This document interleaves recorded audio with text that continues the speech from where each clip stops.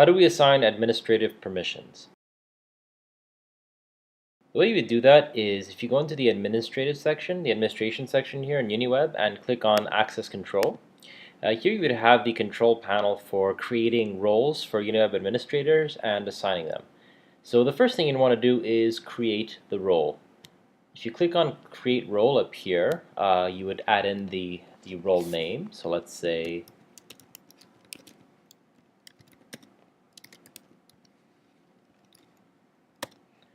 and then you would select the unit. Now, if you're an administrator, you'll be able to view CVs or collect annual activity reports for the different researchers in your faculty or department.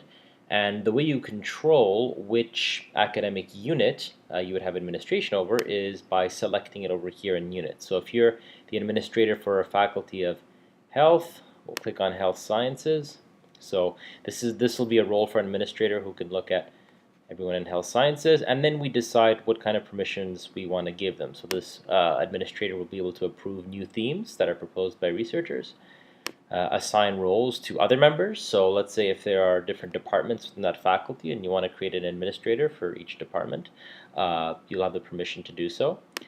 Create API clients, create new accounts, delete accounts, edit academic units, member information, roles, etc. We'll just click on all of them here. And then we click Submit. So that role has now been created. The next step will be to scroll down and select the user who will have that role. So let's say we want to select someone here. This person will be the administrator for the role that we just created. And then we select the role. Submit, and here we can view that the role has been created. Of course, this can always be edited if we want to go back and edit that. If we want this person, we want to assign multiple roles. So let's say, for example, this person is the administrator for the Faculty of Health, and let's say we want to also give them permission for Arts and Sciences as well. Just to give an example, you would click Submit, and in that way you can give multiple roles to an administrator. And likewise for the roles themselves. If you click here, Edit, you can edit the different permissions that are set up within a role, as well as, of course, the units. And, of course, you can also cancel the role at any time by clicking on Remove. Now, one thing to keep in mind when we're creating these roles for administrators. If we look at one of these roles here, you'll see that I selected Proximify University. Now, this is the parent unit for all other units in this demo instance. Because I have administrative permission over the highest unit, as it were, I also have permission over all other subunits beneath it. So let's go back here to see what I mean. If I click Proximify University here, because Proximify University is the parent unit of all other units in the system here, in this network, that makes me an administrator for the entire institution. If I were, therefore, the administrator for a faculty, let's say the Faculty of Medicine, then I would have administrative permissions over not only the Faculty of Medicine, but all other departments that are within the Faculty of Medicine. So keep that in mind when you're creating these roles, that with each unit that you select, this unit belongs to a hierarchy. Can a faculty member belong to multiple academic units? Okay, so we're going to look at how faculty members can belong to more than one academic unit, how they can assign these secondary units, these secondary affiliations, how administrators can. So the first thing we're going to do is, before we go to the administration section, I'm just going to show you how researchers who are not administrators can do this for themselves. So I've logged in here to the profile section, and we see here that arts is my academic unit. It is my primary affiliation. Now the primary, I could be a cross-appointee to multiple academic units, but my primary affiliation does not change. The way I can add a secondary affiliation is to go to cross appointments and click Add. and then add the academic unit here that I want to be a cross appointee for. So if I click on aerospace engineering,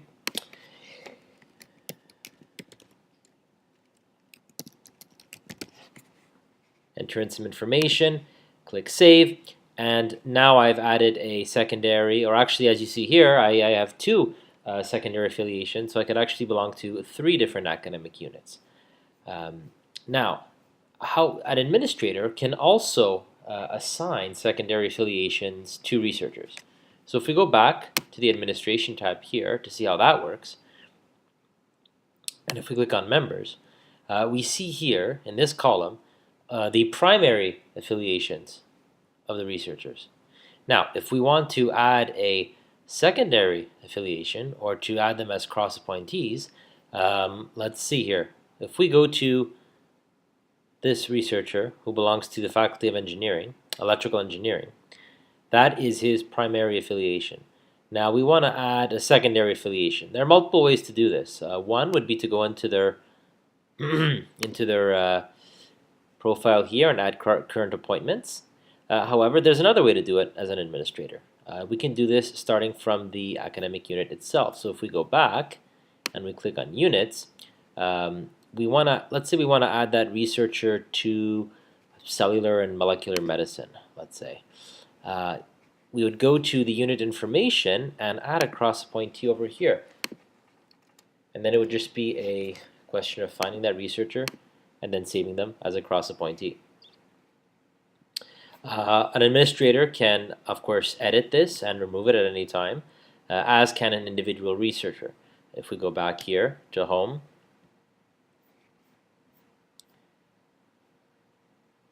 you'll see that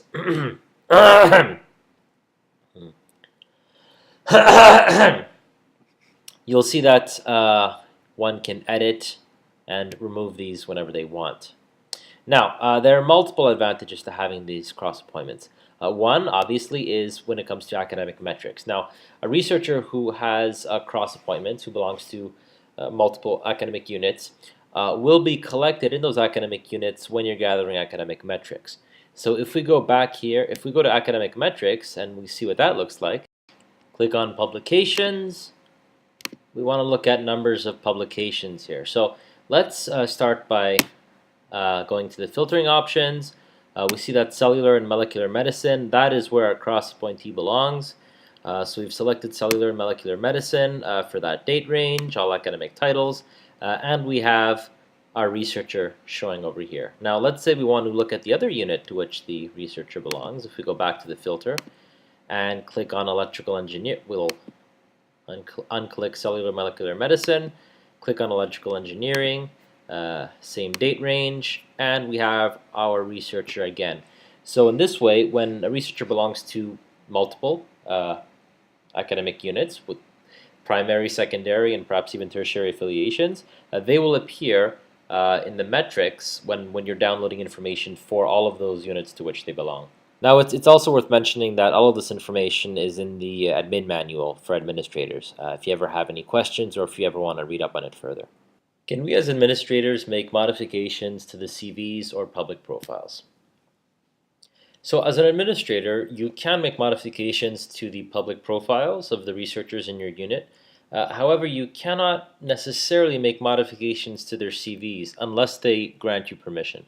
So what does that mean? First, we'll go to the members list here to look at how we can modify public profiles. So I have my list of researchers in my unit, faculty or department, and let's see if I click on one over here, I would go to their public profile, and I can make edits to the information in the public profile as they would with regards to research interests, affiliations, degrees, everything that a researcher can put in their public profile.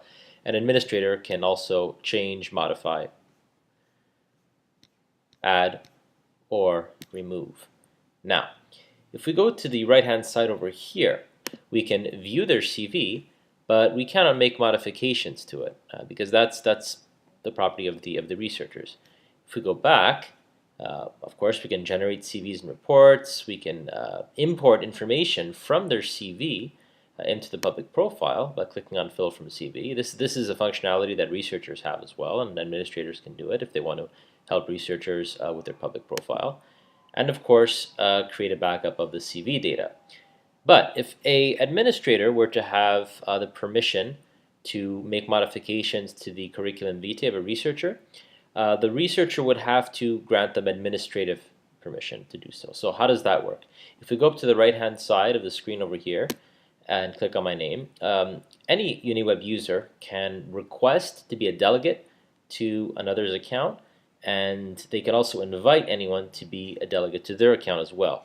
So here, what I could do as a user is I could invite anyone within the system to be a delegate to my account. I would select their name, click send, and they would receive a notification telling them that I'm inviting them to be a delegate to my account.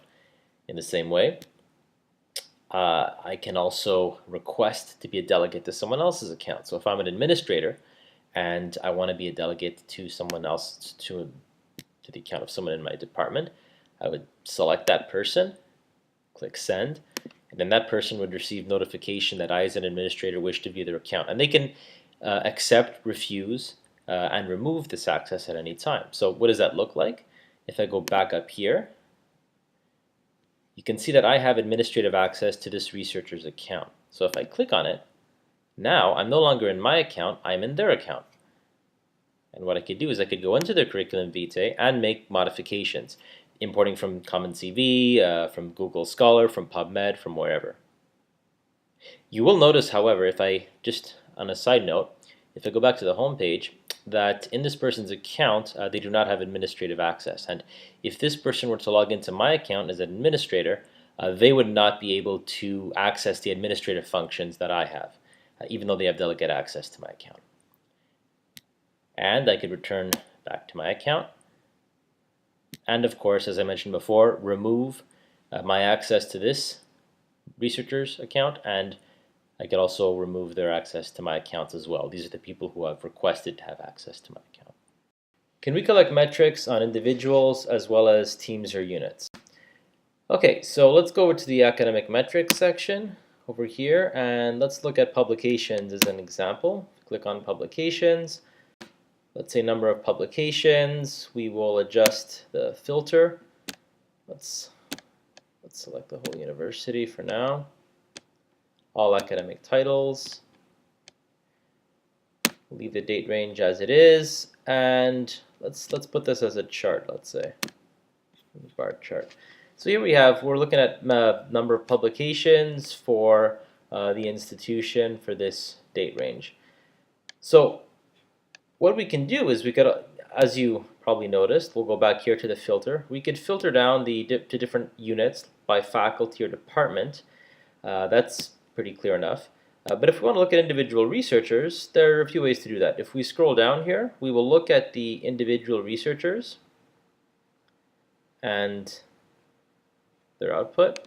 Or if we want to change the chart, if we put without chart, what we could do is we could simply just look at them individually as well. So how would this work, let's say, for another type of metric? Let's say if we want to go look at researchers ranked by number of publications, this is also pretty straightforward.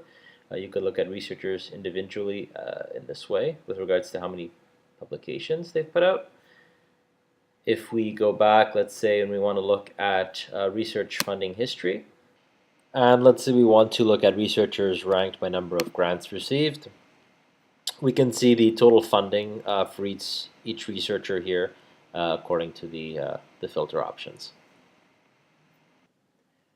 As the administrator for the entire faculty, is there a way for me to focus exclusively on individual departments, especially with regards to collecting reports, publication info, and metrics?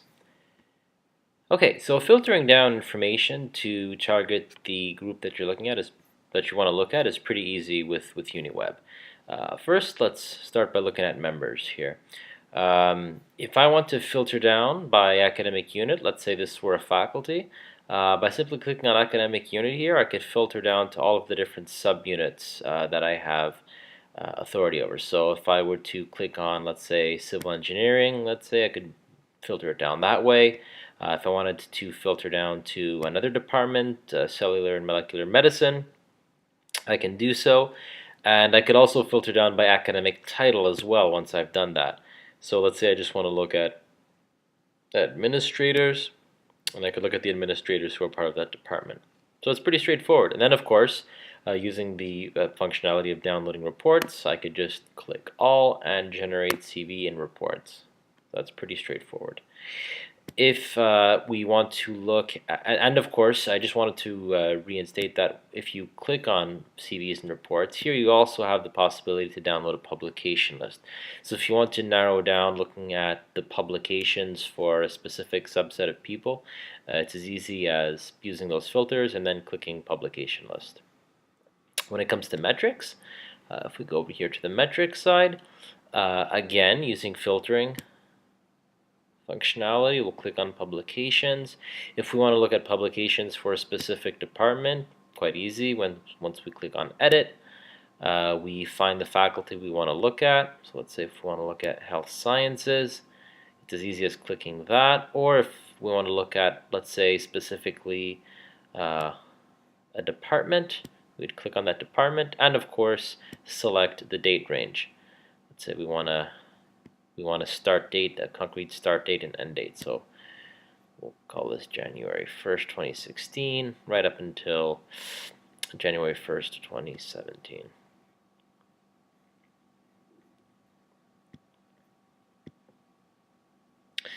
And there we have it. Regarding academic metrics, is there a way to gather metrics that are not found in the table of contents or automatic options? So let's go over to academic metrics, and as you may have seen before, these are some of the automatic options for calculating metrics. If we click on, say, publications, number of publications, we see this is automatically computed, and you can, of course, filter by clicking on edit here and specifying which faculties and which academic titles you want to look at. This table of contents is also accessible on the left-hand side. If I were to go back here as well, you can navigate through on the left-hand menu to look at all the different metrics that can be computed automatically. Now, if you want to look at a type of activity or output that is not automatically available here on the left-hand side, what you could do is by clicking on Download as an Excel file on the top right, you can put together any set of variables that you want to look at a metric. So you can start by specifying if you want to pull this information from the curriculum vitae or even the profile, if you wish. So if we click on curriculum vitae and we want to measure one department against another, let's say, if we clicked on, say, civil engineering and environmental engineering, we would select those two. Specify a date range. So let's say if we want to keep it for the year of 2016, from January 1st up until January 1st, 2017.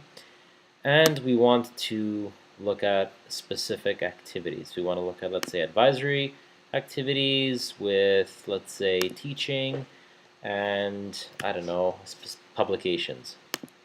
So if we add those three items selected and click download, those metrics for those departments will download as an Excel file.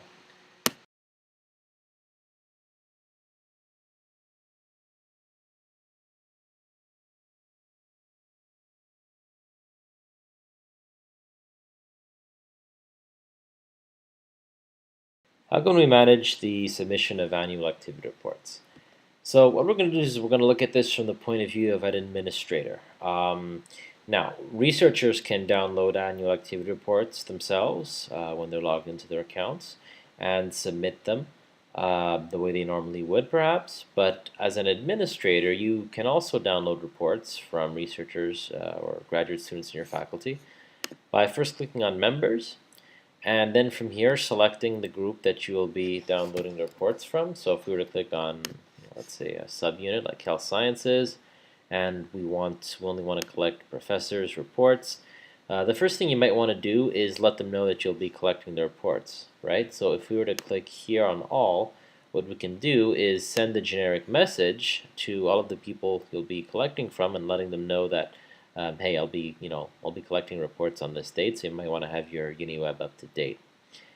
Then, when that date comes, you would filter down again, select all, and then click on Generate CV and Reports. And from here, what you can do is, let's say if you want, you can download different types of documents as well from this group of people. If you want to download only their publication list, you can do so. Their profile, unformatted CV, etc. So for the sake of this, we'll click on, let's say, academic CV.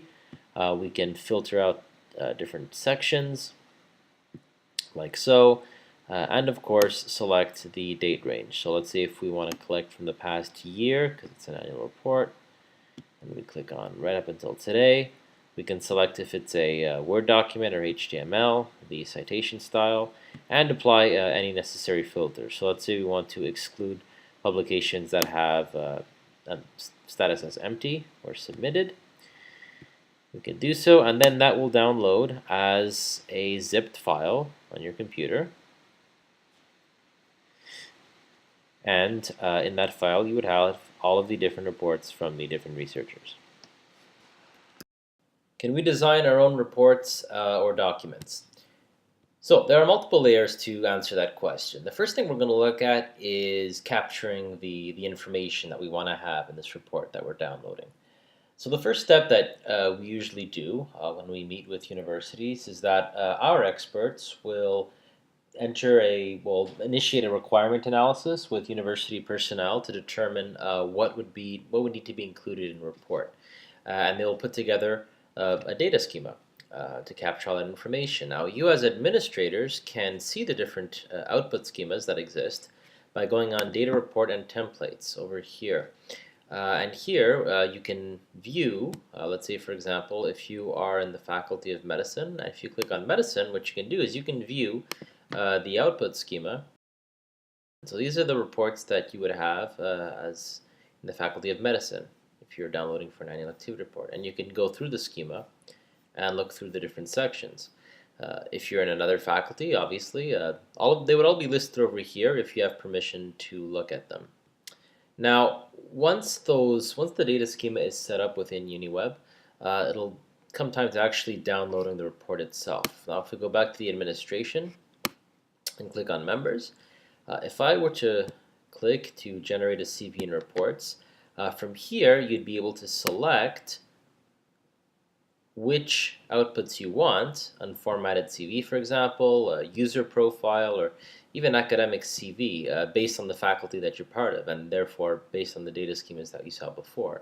And researchers and administrators for that matter can filter out different sections. So if you want to have a very specific type of report, if you only want to download a specific piece of information from that entire curriculum vitae, you can simply click deselect all and only click on, for example, recognitions and activities if you wish.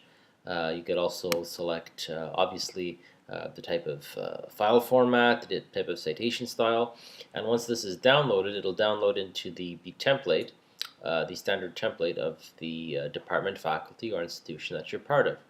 Now, luckily, this is all put together by experts on the UNIWeb side. It is by far the most cost-effective and efficient way to give you as administrators the possibility for downloading reports. Can we restrict the access of certain reports? For example, some administrators can only access a leave of absence document. So the short answer is no. An administrator can either download reports, view the reports in their entirety, or not at all. If we were to, say for example, go to members, for example, and we wanted to download a report, you do have the option, of course, to select which sections you wish to download. However, there are no right now. There's no functionality to give a specific administrator permission to only view one of these sections per se. Although it is something that we're considering, but for the time being, you either have access to the entire report, the entire CV of the researchers, or none at all. Can we use UNIWeb to send emails? Yes, as administrators, you can. If you go to back to the members section over here, It's quite simple. You would select the person you want to send the email to, or several people, or if you want to send to a department, you could click Select All. And by clicking on Generic Message on the right-hand side, you can choose to either have it coming from your personal account or your institutional account, or from your UNIWeb account. And you could select either to the two individual researchers or to all members in the system. And the rest of the functionality is pretty straightforward. You can create a subject with a text, and once that's done, just click Send. And we also make modifications to the research themes that already exist. Yes, so the way we do that is if we go to the Research Themes tab over here, the administration, here we would see all themes in UNIWeb, both new ones proposed by researchers and those that already exist. So if we were to go and click on, let's say, unused, for example, and we were to go all the way down, you would see the themes that do not have a researcher's profile associated with them. These would be themes that already existed in the system, that pre-exist. And if we say want to make a modification to one of them, we would just simply click on it, then click on Edit, and make the modifications that we choose, whether it be something in the title, or even placing it under a different parent theme, associated with a different parent theme. Or we could simply delete it altogether by merging it into the parent theme, but the way we would delete any other research theme. Do we as administrators have any control over new research themes created by faculty members? So the answer is yes, absolutely. In the same way that you have control over research themes that pre-exist, you can also have control over new research themes proposed by researchers. And we would do that by going to Research Themes, as we did before. And here we see all of the research themes, both the new ones proposed by researchers and the ones that pre-existed in the system.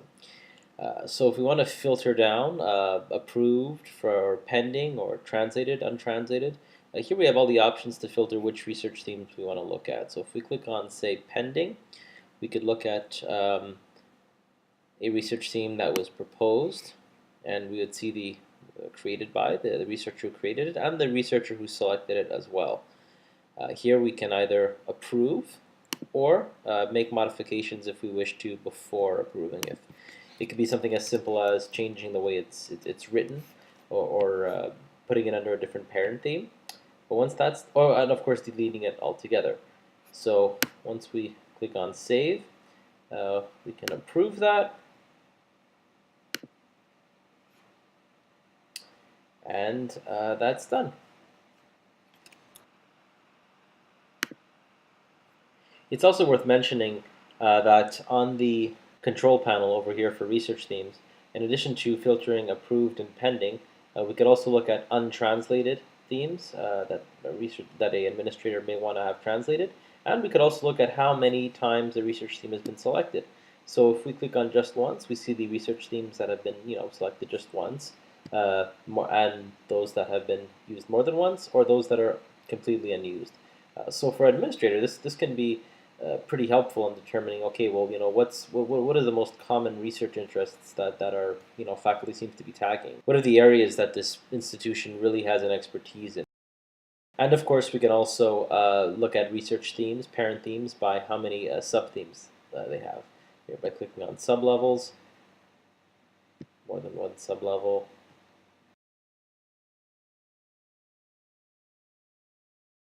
And of course, there's always the option to filter a theme by name.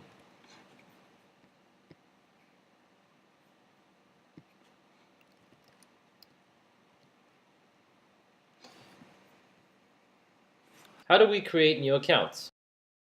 So there are many ways to create new accounts. Barring the integration with a single sign-on system or the authentication system on the university that we do in UNIWeb, right now we're going to look at just how to create accounts manually, assuming that UNIWeb is not yet integrated with the university's single sign-on system. So we would go to members. You can do this manually as an administrator by clicking on Add a New Member. and entering in the first name, last name, selecting the account type, academic unit, and email address, and clicking save, or by uploading an Excel file. So if you go to add members from a file and click on a download template file, you can look at the Excel file that would be used to create these accounts.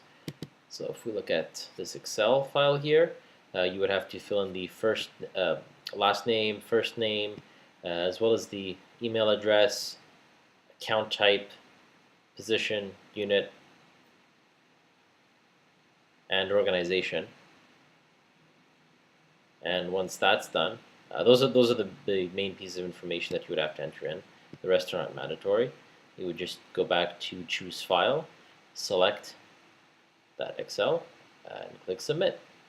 Now, once the accounts are created, it's important to remember that they're not necessarily activated. So the researchers, if you create this account for them, won't necessarily know that you've done it until you activate the account, and that would just be simply done by first of all, you want to determine which accounts are active or which are not active.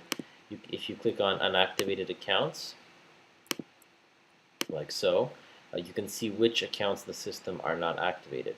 And if you want to activate them, what you would do is simply click account activation, determine that these are the accounts that you want to activate, and click invite.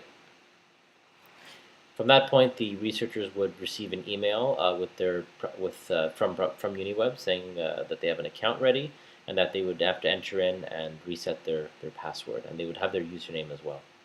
How do we reset passwords? Going to the members page, you would simply click on the name of the person whose password you wish to reset, or multiple if need be. Click on password reset on the right hand side, click reset passwords, and they will receive an email notification asking them to update their password. Can we get a list of all the accounts in UNIWeb, and what info is included in the list? So let's download a list of the members in UNIWeb here. If we go to the members tab and see what we can do. If we click all now, here we're looking at the members. We select all accounts. We go to download list here on the right hand side. What happens is all of these members are going to be downloaded into an Excel file, a list of which will be an Excel file. And if we click on that Excel file, we see the list of UNIWeb users here with their username, last name, email, essentially the information, their contact information, as well as when they last logged in. So that gives you an opportunity to see also when they're logging into UNIWeb.